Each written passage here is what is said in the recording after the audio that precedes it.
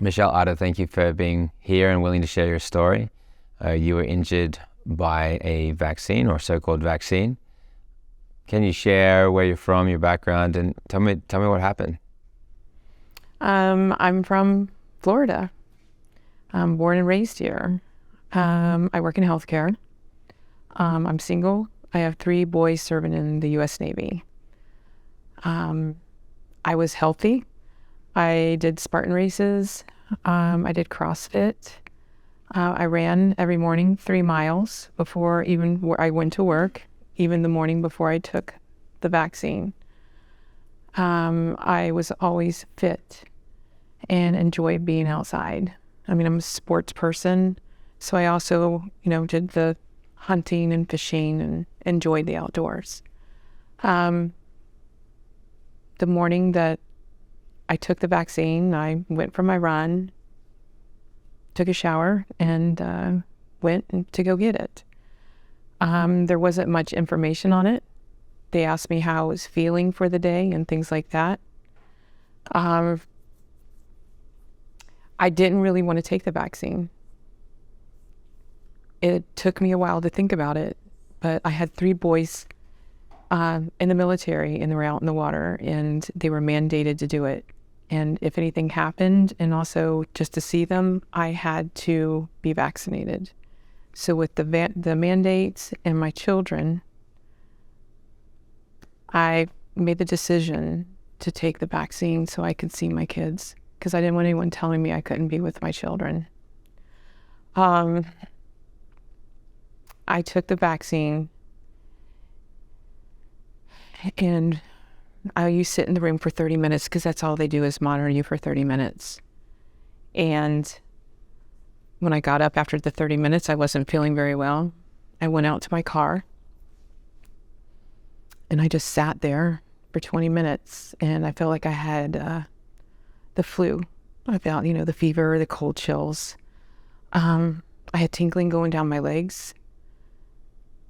I just figured if I went home, went to sleep, it'd go away. And when I did, I didn't wake up to the next morning. I actually got my shot at 7:30 in the morning. So I slept all day to the next day. I woke up, and my hips, it felt like there was weights on them, and the pain, it was like out of 0 to 10, I was in 10 in pain. I felt like there was bugs crawling underneath my skin. It was waist down. It felt like weights weighting me down in the bed.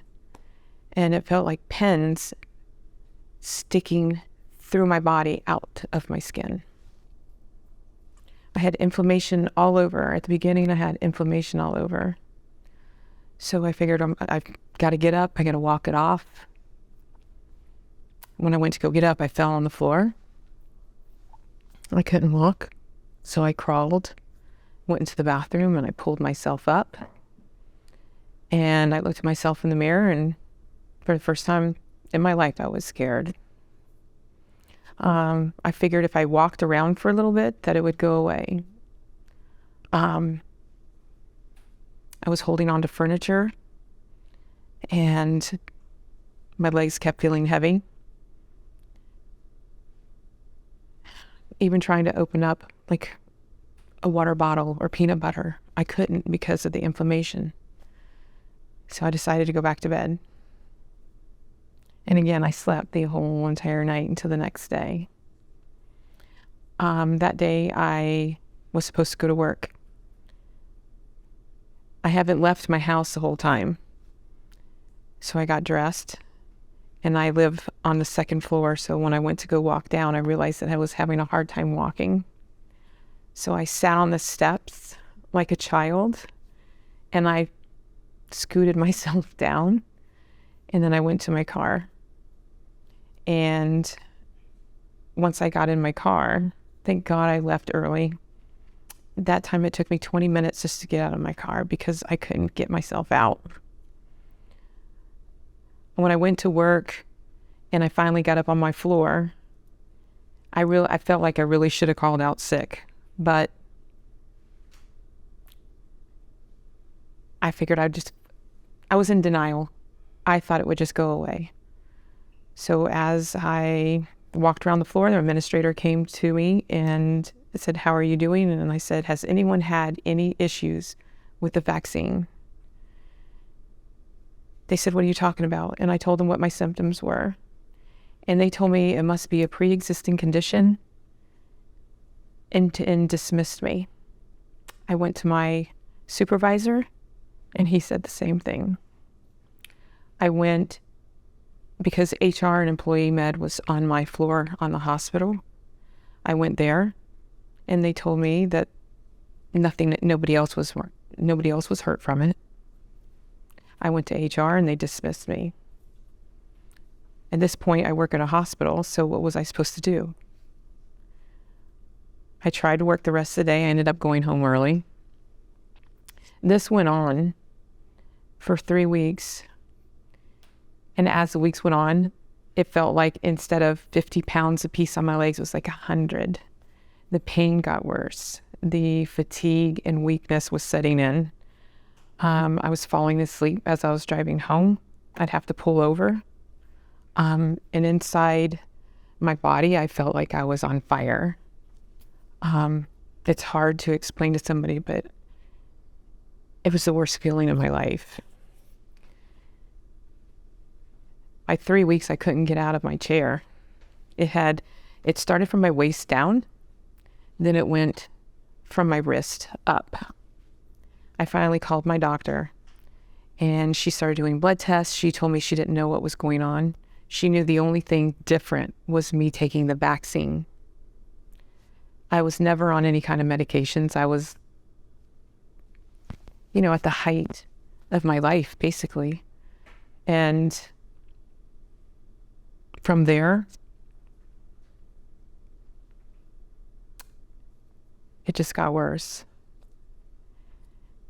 I was actually at work when I was sitting there trying to get up, and I was a jokester, so everybody thought I was playing a joke.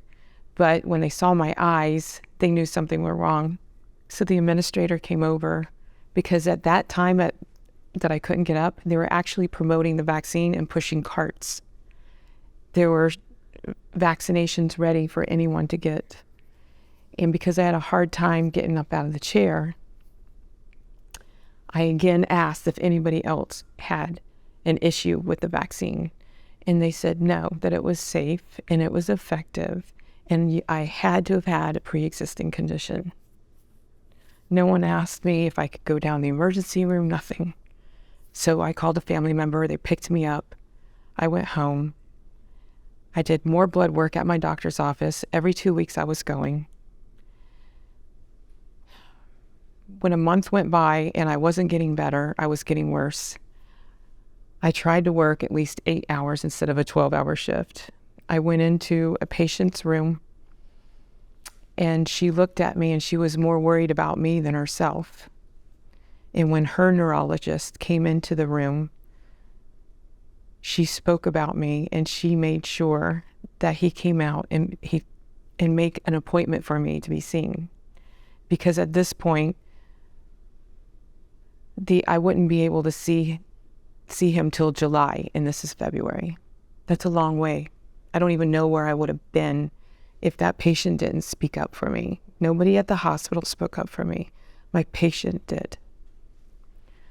So I went he promised me an appointment. I went. I did poorly on the assessment of the neuro test. I had 3 MRIs and a neuroconduction test.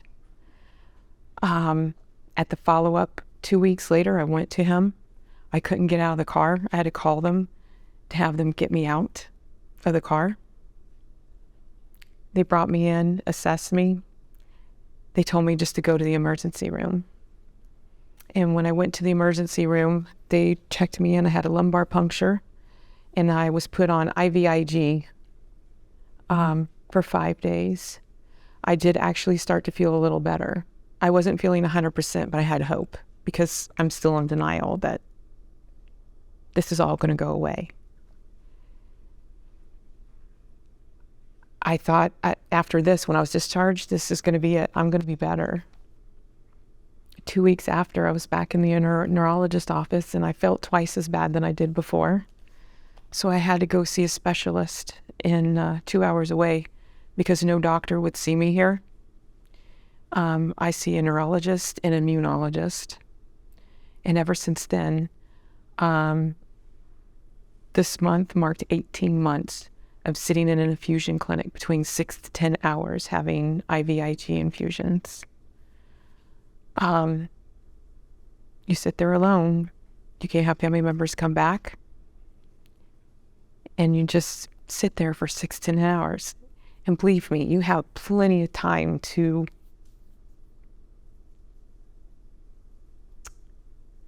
get mad that you took the vaccine. If I could take it back just once, I would have never done it. Because I didn't know that on January 12th, 2021, it was going to change the rest of my life.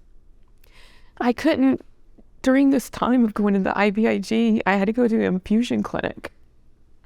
And they sent one of my boys home from Japan.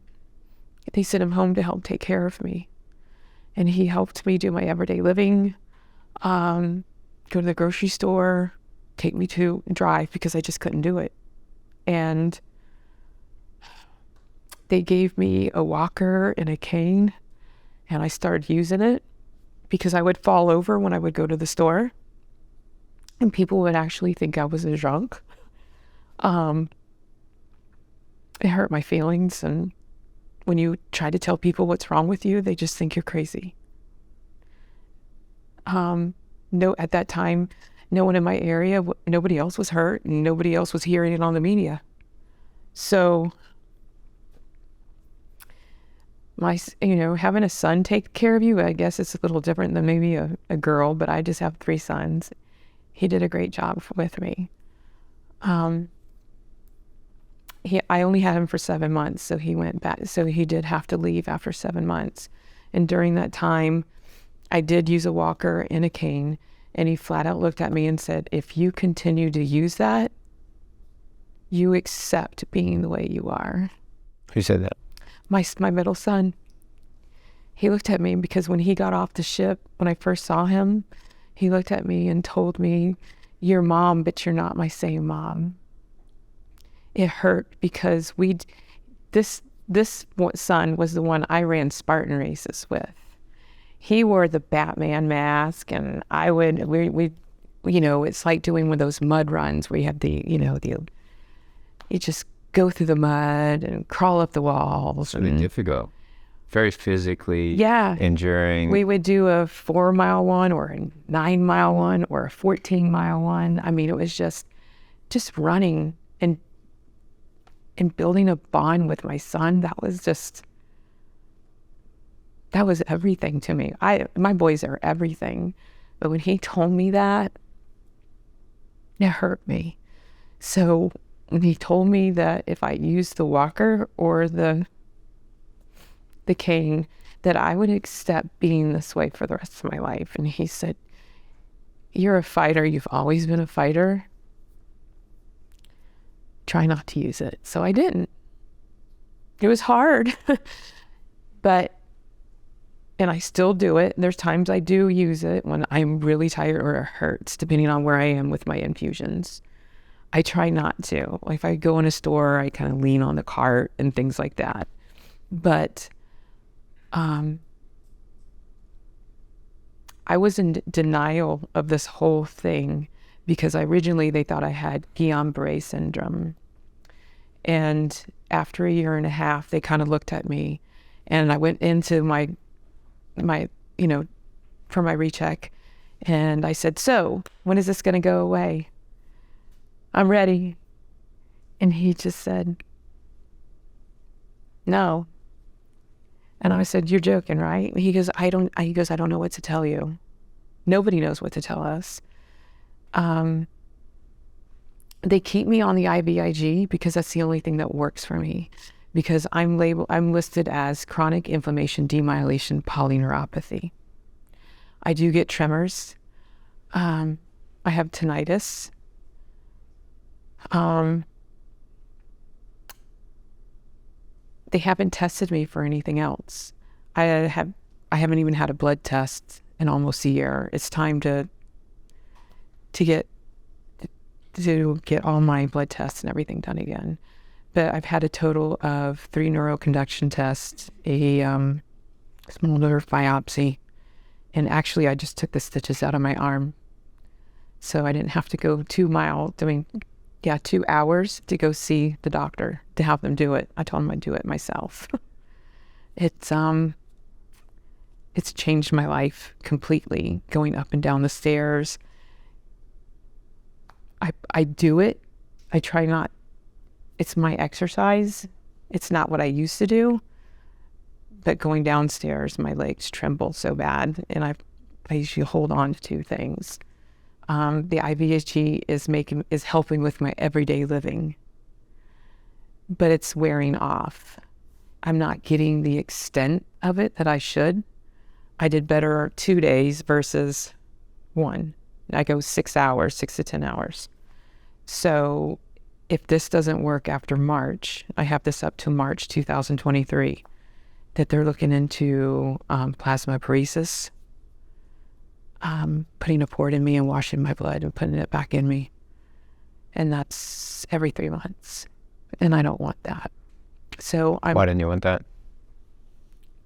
Well, you have a port that's going right into your main artery, and I don't want to worry about blood infections, and I don't want to go to the hospital every 3 months. I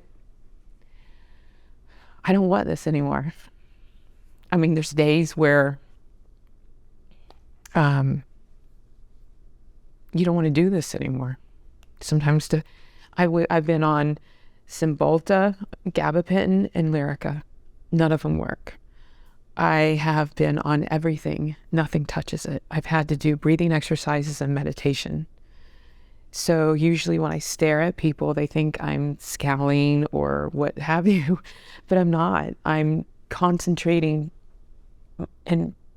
on myself, trying to keep the pain in me. And sometimes I grit my teeth a lot, and I'm not an angry person, but this is the only way I can get through it at times. And I joke with people a lot of the times because I don't want to cry.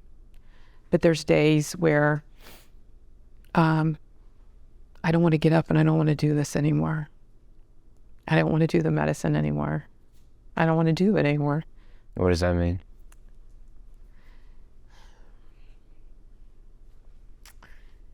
I get on and I talk. I get on social media, and we're censored. And it took a lot. I finally found a new family of other vaccine injured people, and they are my family. I can't talk about this with my family because they don't know what to say to me. They still believe that vaccines save lives. And even though that I'm injured, they don't tell anybody about it. They don't spread awareness. And if I go to a dinner or things like that, and there's family there, nobody asks me how I'm doing. No one asks me questions. They don't call me, they text me because they don't want to get into a conversation. They compared what I'm going through by people dying from a seatbelt.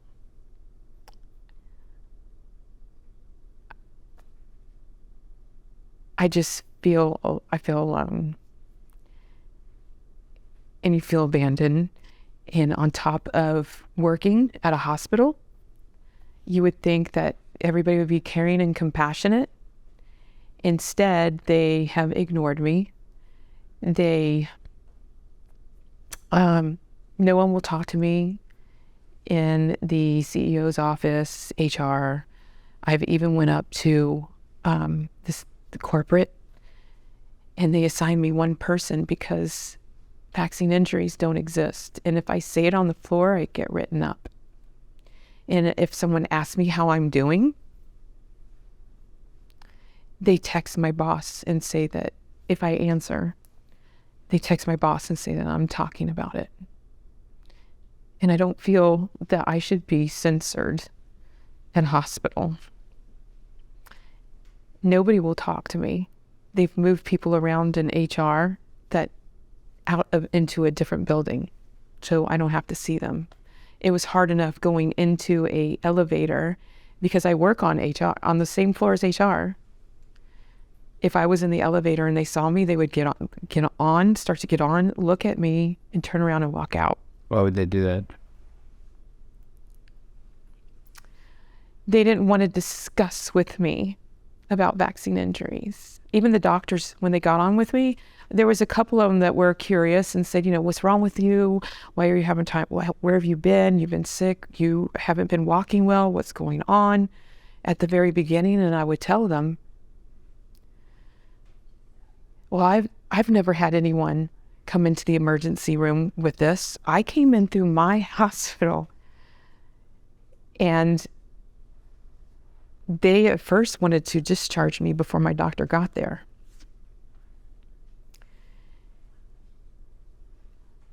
Nobody wants to discuss it with me. I was told the doctors feel uncomfortable talking to me about vaccine injuries because there's not enough proof that you have it. Even though I have all the proof, all the documentations, I have it written several specialists have it written down that this was from the Pfizer vaccine. They still don't think that I have it. So I'm not allowed to say vaccine injuries. I've had a doctor also tell me that they're not allowed to diagnose or treat. We're in my area. So they keep me quiet. So, okay, so there are all the things that happened in the hospital and how you were basically completely ignored, and not only ignored, they really ran the other way. And it was very much an inconvenient truth for you to be there. And I guess it just questioned all their paradigms and made them maybe feel bad for what they were doing with the vaccine rollout, or just this kind of fear of the unknown, or all of those things. But it's just, obviously, as you're sharing, just so painful to be in that situation. And then on the other hand, you're in a situation here where people do believe in your injuries. Obviously, the most important thing here being the pathway to healing and recovery. Is it possible? Obviously, you know that I believe it 100% is, but it's not always easy to be in that valley and to wonder. Sometimes if people have, like, let's say even stage 4 cancer, they've heard of some people reversing, potentially. I mean, a lot of people haven't, but they've heard of cases of stage 4 cancer being reversed. But for whatever reason, there is basically a belief that goes around with the vaccine injury that it's irreversible, which is almost basically more of a fatal diagnosis than cancer in the minds of people, and the way that people talk about this and think about this. Do you believe that you can get better, Michelle?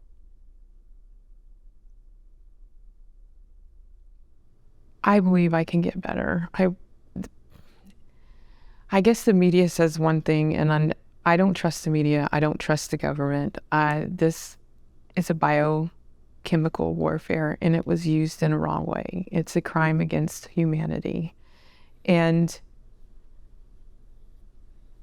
I'm going to do everything I can to show people that you can make it. And I want to, for all the people who can't speak, and for all the families who've lost their families from it, I want to be able to speak out for them.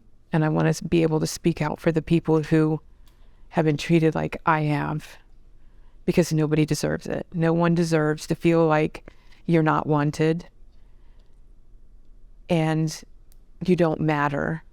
The problem is we do matter. And there was a time where I thought I didn't matter because I didn't want to be here anymore. But I didn't want to leave my kids. I contemplated it. How many times? Many. But I'm a Christian. And you can't do that. And I can't do that to my kids. But when I was at my lowest point, I reached out to React 19, and they called me, And then my favorite friend that was stalking me on TikTok, she reached out to me, and she gave me hope. My kids gave me hope, but they didn't understand what I was going through. And then my family doesn't talk to me. My work doesn't talk to me. So you feel like you don't exist. And when you don't exist, why are you here? Because no one else cares about us, because you go to doctor to doctor to doctor, you get a biopsy, you get blood work, and it's just, you feel like a lab rat. I don't want to feel like a lab rat anymore. But now that I have a family that cares, I am hopeful. I do pray more. And I do speak out. And I hope one day that I run that 3 miles again. I hope I do.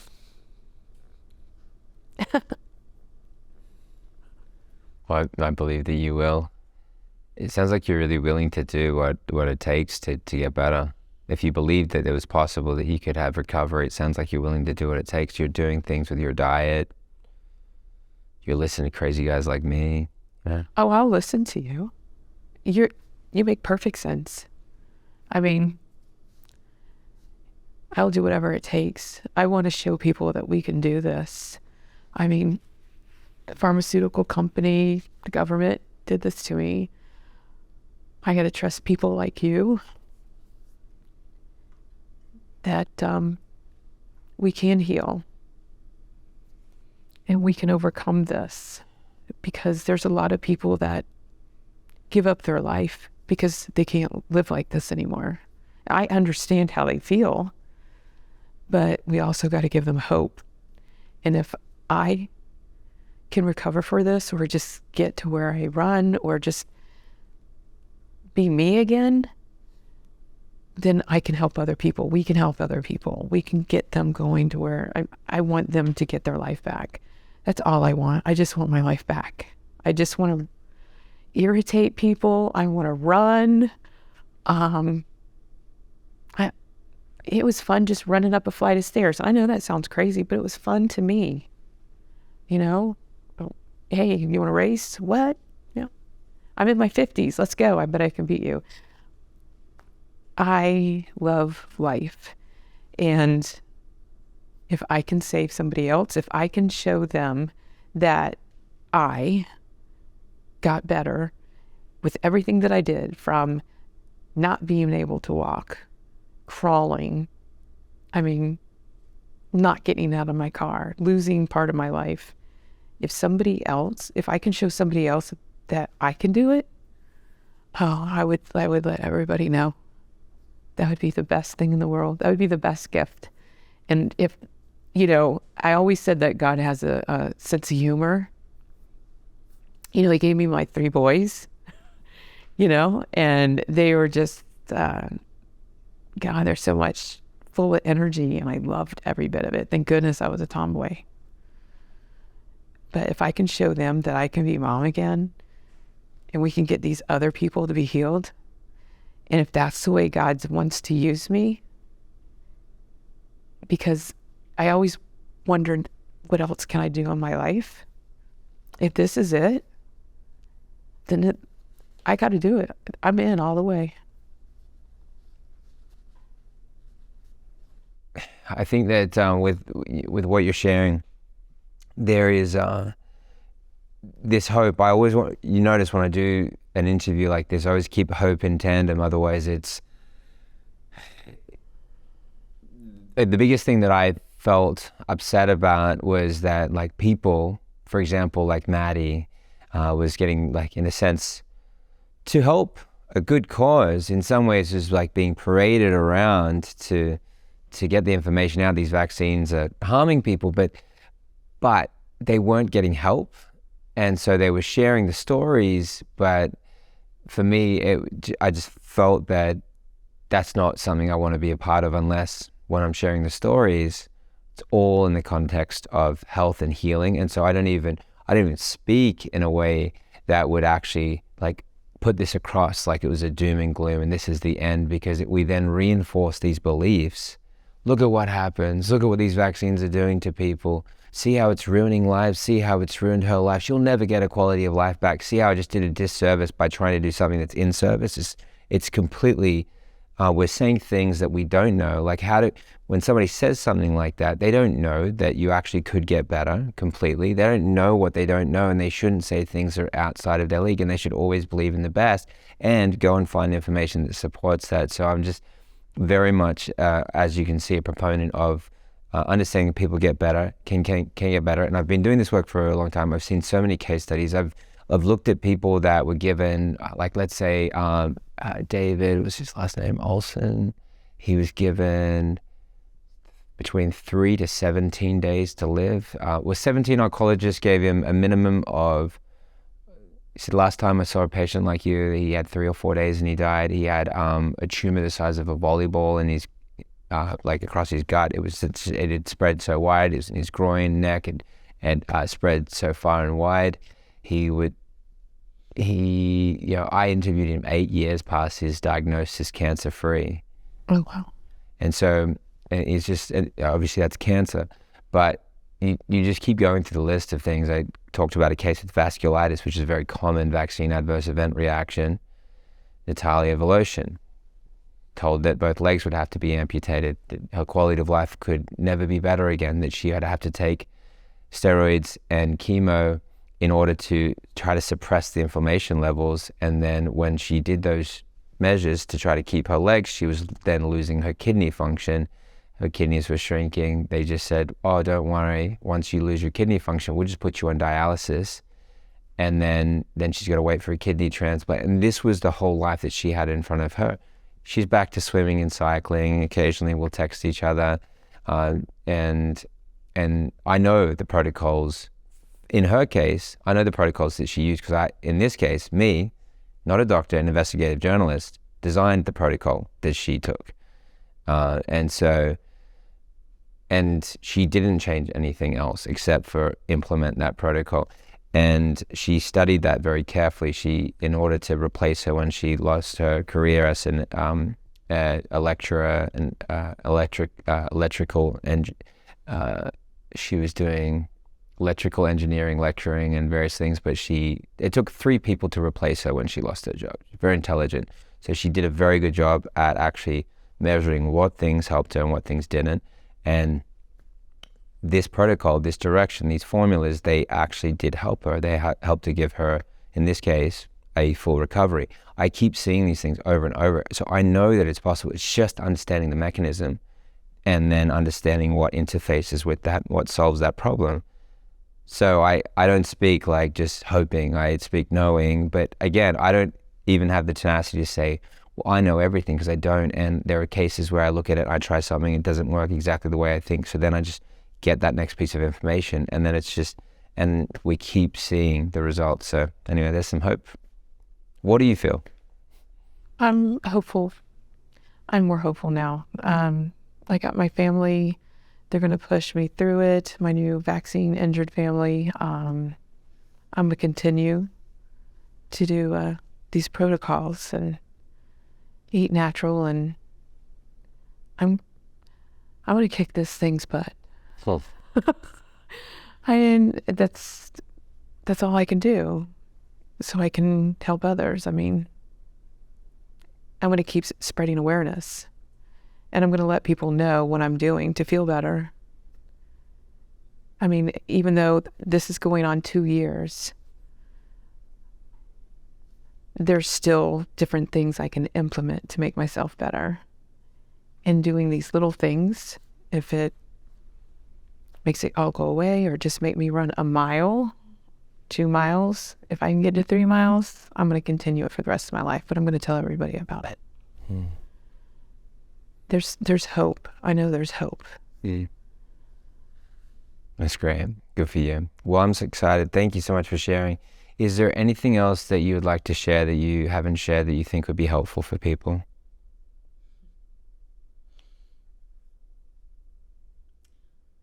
I wouldn't want any of our children to go through what I'm going through and what other vaccine injured people are going through.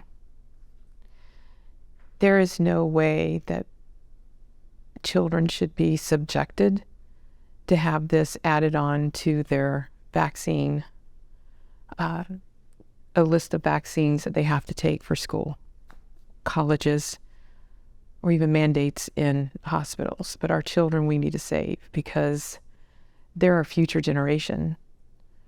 And I don't think they should be subjected to have this vaccine. I mean, it's a crime against humanity in what's happened to all of us.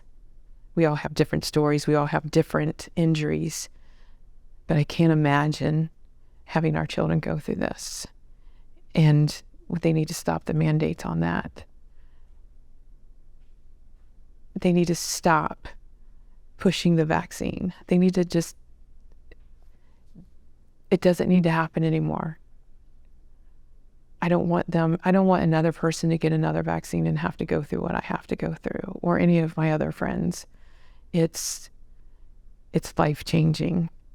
And it's a lot of soul searching. And believe me, it puts you right with God real quick. And you have to trust in Him and your friends. And I don't want anyone to take this vaccine. It's hard enough to get support. We get censored. And it's important to speak out. Everybody needs to speak out and stop this. It's the best advice I can to keep your hopes up.